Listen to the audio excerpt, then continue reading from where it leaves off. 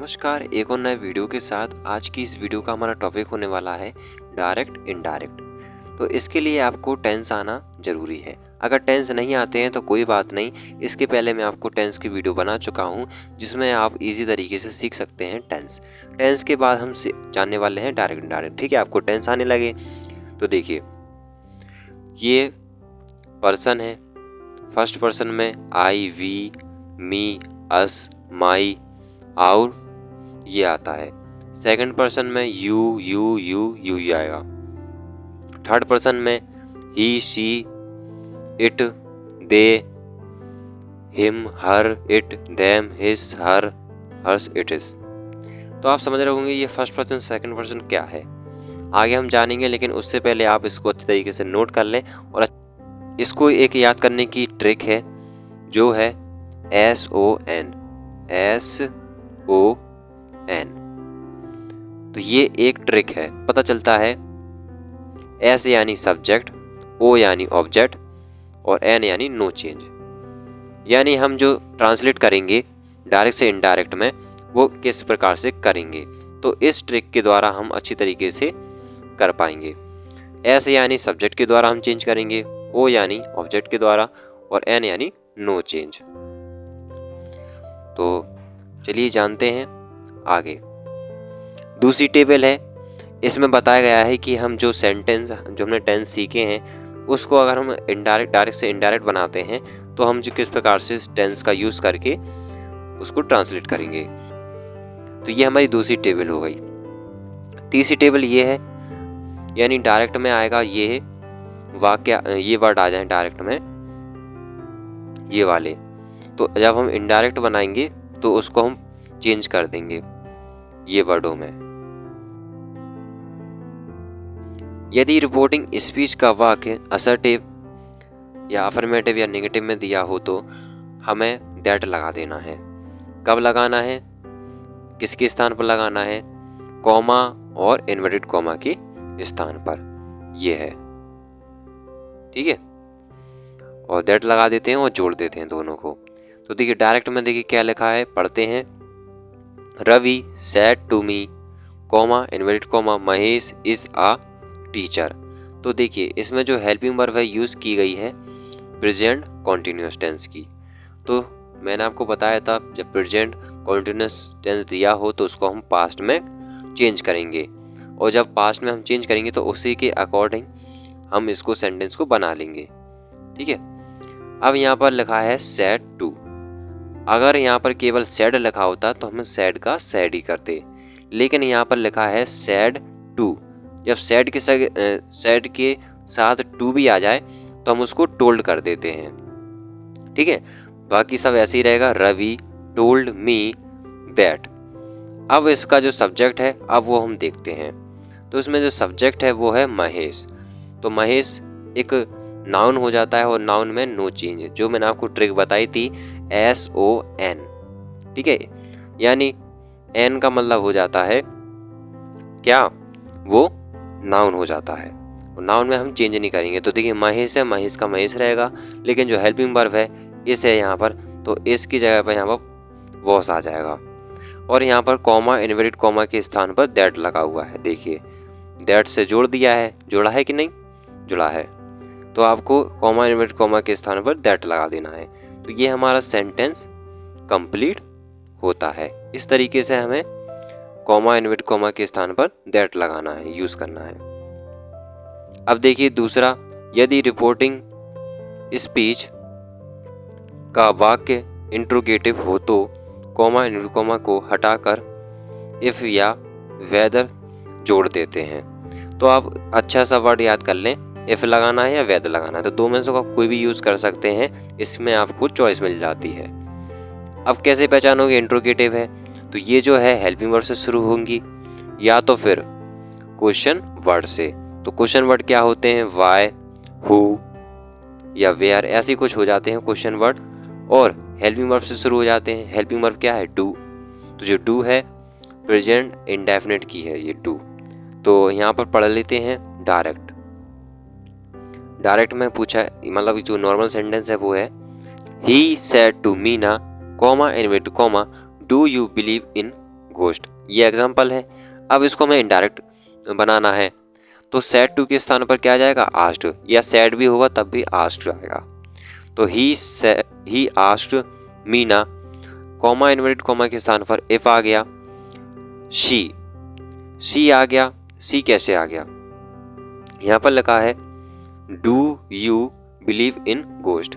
अब आपको देखना है इसका जो सब्जेक्ट है यू कैसा पर्सन है, सेकंड पर्सन है, सेकंड पर्सन में आता है यू, तो सेकंड पर्सन जो होगा ऑब्जेक्ट के अनुसार होगा।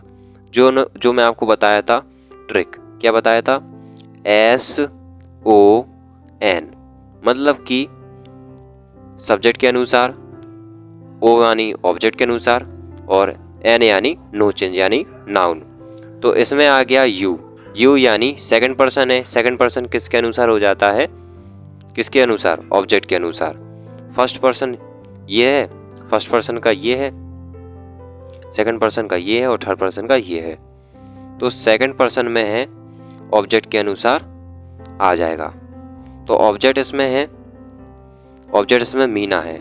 तो मीना कैसी है, फीमेल है ना, मेल तो है नहीं, तो फीमेल के स्थान पर अगर सब्जेक्ट ले आएंगे तो सी हो जाएगा फीमेल का, और मेल होगा तो ही हो जाएगा।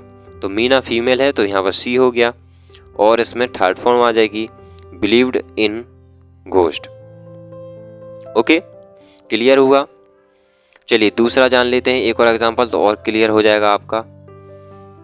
तो लिखा है दूसरा एग्जांपल, ही सैड। देखिए यहाँ पर ही सैड आ गया ना, तो सैड जब आए तो इसके स्थान पर हम आस्क्ड लगा देंगे इंट्रोगेटिव में। Comma inverted comma why are you so late today. तो ही आस्क्ड व्हाई, तो इसमें आ गया इफ और वेदर।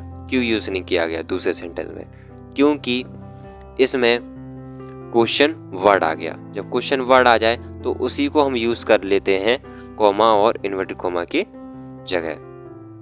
ठीक है, are you so late today, तो इसमें यू आ गया। यू यानी सेकंड पर्सन, सेकंड पर्सन होता है ऑब्जेक्ट के अनुसार, और यदि फर्स्ट पर्सन आ जाए जैसे आई वी तो ये हो जाएगा सब्जेक्ट के अनुसार। और थर्ड पर्सन में क्या आ जाता है, ही शी इट, ये सब, तो ये नो चेंज, ये नहीं होगा, बदलेगा। तो इसमें सेकंड पर्सन आया है यू आया है सेकंड पर्सन, तो ये हो जाएगा ऑब्जेक्ट के अनुसार। तो ऑब्जेक्ट इसमें दिया नहीं है, तो आप लगा सकते हैं ही लगा सकते हैं, शी लगा सकते हैं, वो आपकी मर्जी है। तो इसमें आ जाएगा ही, मतलब है ही इसमें ही, तो ही वॉज सो लेट।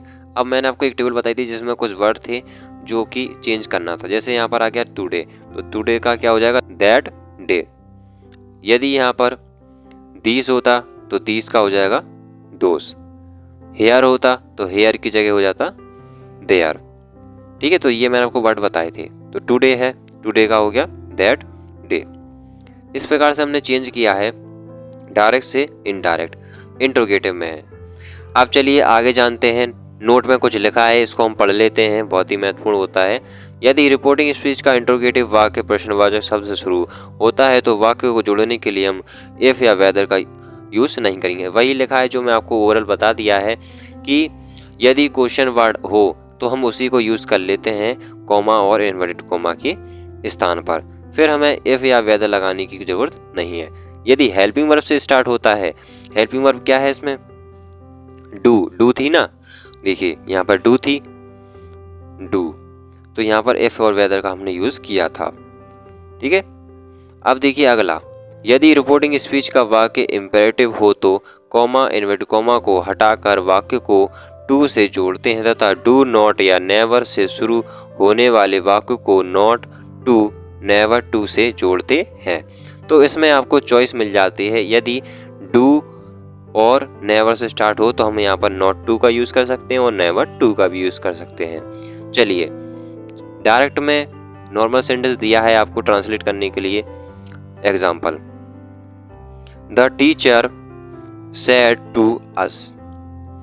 ठीक है, अब अस है, इसको मैं आपको पहचानना है, जो इसका ऑब्जेक्ट आ गया है अस, तो ये फर्स्ट पर्सन है, सेकंड पर्सन है या थर्ड पर्सन है, ये आपको पहचानना है। Comma inverted comma stand up on your bench inverted comma 1। चलिए, तो यहाँ पर हमने लिखा पहले द टीचर, इसको ऐसे लिखा said to us stand up. तो आपको पहचानना है कि इसमें रिक्वेस्ट की गई या ऑर्डर दिया गया या फिर और कुछ, मतलब कि आपको पहचानना है। इसमें सेंटेंस के वाक्य को आपको पहचानना है, भाव को पहचानना है कि इसमें क्या बोला गया है।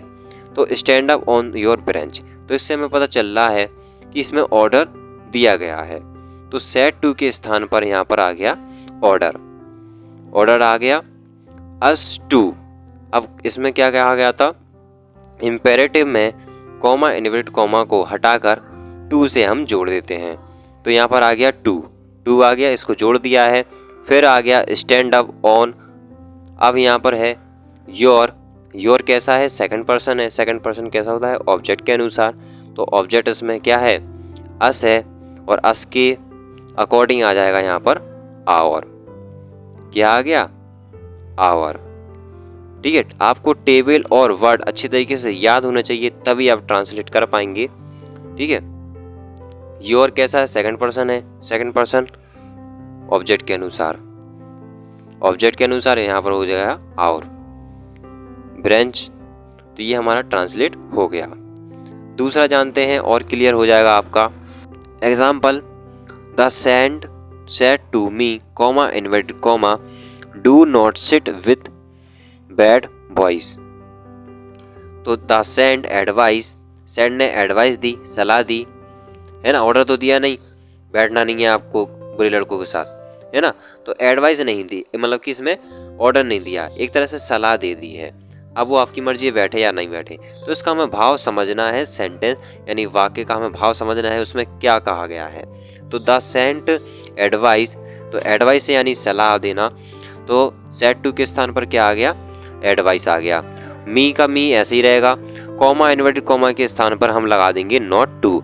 नॉट टू लगाने चाहें तो आप लगा सकते हैं नेवर टू, ये भी लगा सकते हैं। चलिए, अब डू नॉट, ये इसका हमने यूज कर लिया, यहाँ पर नॉट टू हो गया।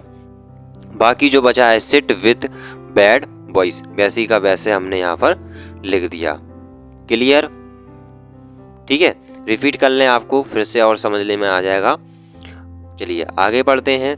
नियम है, यदि रिपोर्टिंग स्पीच का वाक्य लेट से शुरू हो तो कॉमा इन्वर्टेड कॉमा को हटाकर दैट लगा देते हैं। तो देखिए, ये मोस्ट इम्पॉर्टेंट नियम है, क्योंकि यही इम्पेरेटिव आता है और ये आता है लेट वाला। ठीक है, लेट से शुरू हो जाते हैं। ये जो नॉर्मल सेंटेंस है वो तो आएगा ही, मुश्किल से आ जाए तो ठीक, नहीं तो ये सबसे ज़्यादा दिए जाते हैं एग्जाम में। एग्जाम्पल के थ्रू समझते हैं। तो लिखा है he said comma inverted comma let us think about it. तो हमें सेंटेंस के भाव को पहचानना है। तो इसमें बात हो रही है सोचने की। तो एक प्रस्ताव रखा जा रहा है, प्रस्ताव को हम बोलेंगे प्रपोज्ड। यहाँ पर ये है मीनिंग प्रस्ताव की। तो यहाँ पर सेड या सेड टू के स्थान पर हम प्रपोज्ड लगाएंगे जब हम भाव को पहचान लेंगे सेंटेंस में कि प्रस्ताव की बात हो रही है। तो ही प्रपोज दैट, अब देखिए इसमें दैट का यूज़ किया गया है कॉमा इन्वर्टेड कॉमा के स्थान पर, तो दैट लग गया। अब यहाँ पर हमें पता करना है रिपोर्टिंग स्पीच में लेट अस है। अगर केवल लेट हो और यहाँ पर दिया हो ऑब्जेक्ट रिपोर्टिंग वर्ब में, तो वी शुड का हम यूज़ करेंगे। अब यहाँ पर रिपोर्टिंग वर्ब में नहीं दिया है ऑब्जेक्ट, यानी यहाँ पर केवल लिखा है ही सेड और यहाँ पर लेट के बाद अस है, तो यहाँ पर यूज़ हो रहा है दे शुड का। बाकी जो है वैसे ही लिख दिया थिंक अबाउट इट। ठीक है, तो ये हमारा ट्रांसलेट हो गया है। अब बात करते हैं ऑप्टेटिव सेंटेंस के बारे में, यानी इच्छा सूचक। इसमें भी हम कॉमा इन्वर्टेड कॉमा के स्थान पर दैट लगा देते हैं। एग्जाम्पल, इसमें भी हमें भाव को पहचानना होता है। जैसे एग्जाम्पल लिखा है he said to me comma inverted comma may you live long. तो इसमें एक आशीर्वाद की बात हो रही है कि आप लंबी उम्र जिए। ही विशिष्ट दैट, कॉमा इन्वर्टेड कॉमा के स्थान पर आ गया दैट। फिर मे का माइट हो जाता है, जैसे कि मैं आपको टेबल में बताया था। और फिर यू यहाँ पर सेकंड पर्सन है, सेकंड पर्सन होता है ऑब्जेक्ट के अनुसार। इसमें ऑब्जेक्ट है मी का अगर हम सब्जेक्ट बनाएंगे तो आई हो जाएगा, आई माइट लाइव लॉन्ग। तो इस तरीके से ये ट्रांसलेट हो गया है ऑब्जेक्टिव सेंटेंस यानी इच्छा सूचक वाक्य। अब जानते हैं एक्सक्लेमेटरी सेंटेंस यानी आश्चर्य सूचक वाक्य। इसमें अभी हम कॉमा इन्वर्टेड कॉमा के स्थान पर दैट लगा देते हैं। एग्जाम्पल के थ्रू समझते हैं इसको भी।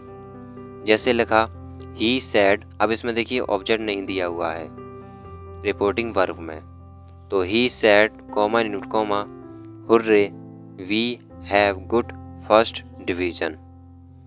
हुर्रे का यूज़ करते हैं, एक तरह से खुशी होती है, we have good first division उसकी। अब हम जानते हैं रिपोर्टिंग स्पीच के प्रोनाउन को चेंज करने के नियम।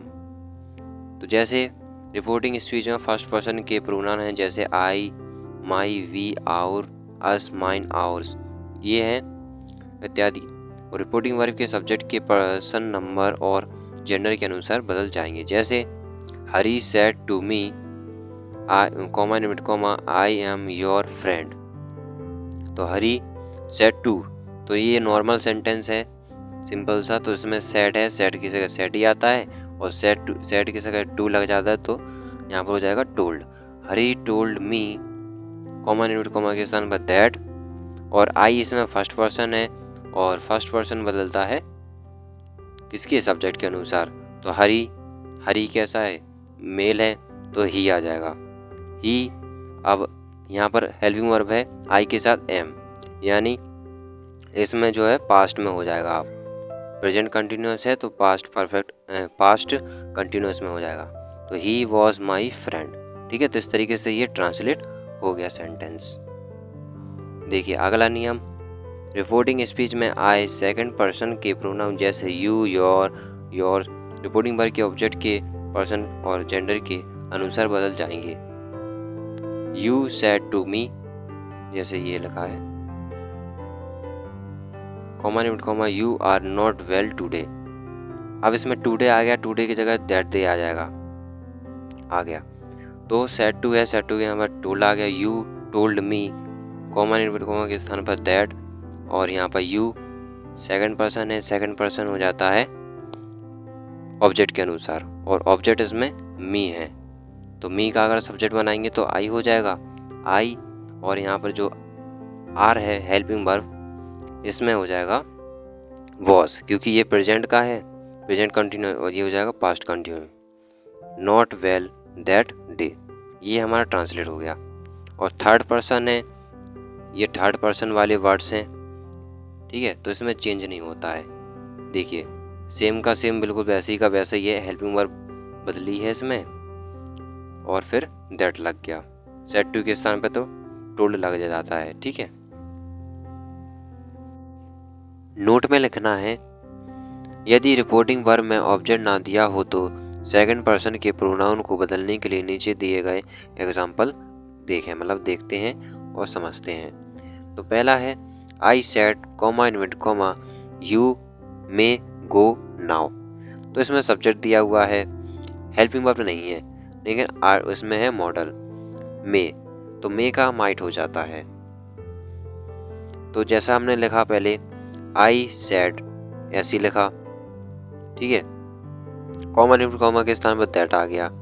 यू इसमें सेकंड पर्सन है, सेकंड पर्सन होता है ऑब्जेक्ट के अनुसार, ऑब्जेक्ट इसमें है नहीं, तो ही हो जाएगा, कुछ भी लगा सकते हैं अपने अनुसार।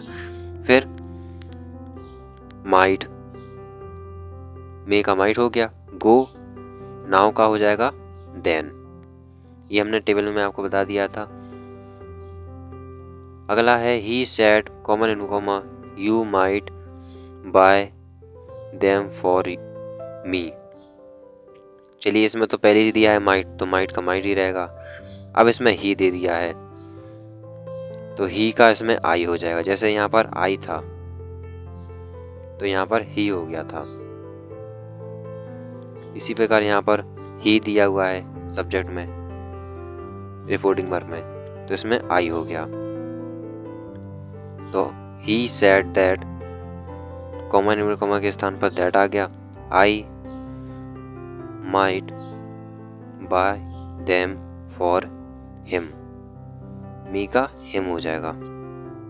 अभी हमने जाना रिपोर्टिंग वर्ब में सेड या सेड टू के स्थान पर हम निम्न वर्डों का यूज करते हैं, जो कि आपको बताया था। अब हम जाने वाले हैं रिपोर्टिंग वर्ब में यदि से दिया हो या से ऐसा लगा हो या सेट के बाद कोई ऑब्जेक्ट नहीं हो तो उन्हें हम ज्यों का त्यों लिखते हैं, ये नियम है। तो क्या क्या कंडीशन होती हैं वो हम जानने वाले हैं। यहाँ पर सेड का यूज़ किया जाता था, अब यहाँ पर से का यूज़ किया गया सेंटेंस में। तो देखिए इसको हम इनडायरेक्ट कैसे बदलते हैं। जैसे एग्जांपल है ही से comma inverted comma Ram is a good boy, inverted comma बंद। तो ठीक प्रकार वैसे ही लिख दिया हमने he said that Ram is a good boy, कुछ भी चेंज नहीं किया, बस कॉमा इनवर्टेड कॉमा के स्थान पर दैट लग गया। आगे सी सेड, अब ध्यान रखिए इसमें ऑब्जेक्ट नहीं दिया हुआ है, ठीक है, ऑब्जेक्ट नहीं है, तो हम बिल्कुल वैसे का वैसे लिख रहे हैं, ठीक है। ऑब्जेक्ट किस में नहीं है, रिपोर्टिंग वर्ब में। ये दूसरा एग्जांपल भी इसी प्रकार है। यदि ये तो हमने जाना था केवल से के बारे में, अब से जैसे सेड आता था तो हम सेड का सेड यूज कर लेते, सेड टू आता था उसके जगह में टोल यूज कर लेते। यदि से टू आ जाए तो हम टेल का यूज करेंगे, टेल्स, ठीक है। चलिए he said to me comma Ram is a good boy, तो इसमें ऑब्जेक्ट आ गया, देखिए ऑब्जेक्ट आ गया मी इसमें ऑब्जेक्ट हो गया। तो ही सेड टू के स्थान पर टेल्स मी कॉमा के स्थान पर that Ram is a good boy, ठीक है। इसी प्रकार से देखिए यहाँ पर आ गया से टू के स्थान पर आ जाएगा टेल, और फिर कॉमा इनवर्टेड कॉमा के स्थान पर दैट, और बाकी का सेंटेंस सेम। अब सेड टू को टोल्ड में बदल देते हैं, जैसे सेड टू को हम टोल्ड में बदल देते हैं, ये हमने पहले ही मैं आपको बता दिया, ये हमारा रिवीजन हो रहा है।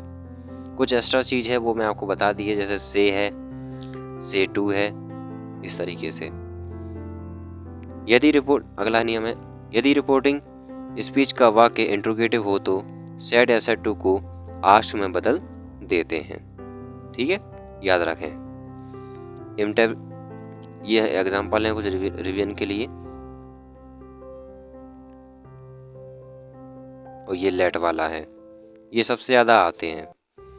इसमें देखिए ये है जैसे सजेस्ट है, आपको पहले भाव को पहचानना है और फिर जो भाव आपने पहचान लिया उसके बाद थर्ड फॉर्म लगा देना है सेड या सेड टू के स्थान पर जो आपको भाव उसमें पता चल रहा है। जैसे ऑर्डर का है तो उसमें ईडी लग गया, ऑर्डर हो गया। एडवाइस है उसमें भी हमने डी लगा दिया, एडवाइस्ड हो गया। सजेस्ट यानी सलाह देना, सजेस्टेड, ईडी लग गया इसमें, तो हमें थर्ड फॉर्म का इसमें यूज करना है, ठीक है। अब देखिए एक्सक्लेमेटरी सेंटेंस, इसमें मैं आपको बता रहा था कि अगर हुर्रे हो तो हमें किस प्रकार से यूज करना है सेड या सेड टू के स्थान पर। तो देखिए जैसे हुर्रे आ जाए सेंटेंस में तो ये आप पहचान लीजिए एक्सक्लेमेटरी सेंटेंस है। तो इसमें हमें पहले सब्जेक्ट लिखना है, सब्जेक्ट के बाद सेड या सेड टू के स्थान पर ये पूरा का पूरा लिखना है ये, ठीक है। फिर हुर्रे के स्थान पर जॉय आ जाएगा। और फिर आपको जानना ही है एक्सक्लेमेटरी सेंटेंस किस प्रकार से ट्रांसलेट करते हैं, ये आपको पता ही है ना। तो बस ये आपको वर्ड देख लीजिए कॉम्बिनेशन किस किस के साथ है। हुर्रे का कॉम्बिनेशन, यदि हुर्रे दिया होगा तो आपको जॉय लगाना है, अलास है तो सोरू लगाना है, ब्रेवो है तो आपको ये लगा देना है केवल, हाउ है तो सरप्राइज लगाना है। ये एग्जाम्पल के लिए देखिए, इस प्रकार से हमें यूज़ करना है। अब आते हैं ऑप्टेटिव सेंटेंस। ये भी रिवीजन के लिए है एग्जाम्पल। तो इन एग्जाम्पल को देखें अच्छी तरीके से और इनकी प्रैक्टिस करें। प्रैक्टिस करके जो नियम मैंने आपको बताया उनको अच्छी तरीके से याद करें, और जो मैंने आपको वर्ड के कॉम्बिनेशन बताए हैं उनको भी अच्छी तरीके से लर्न करें।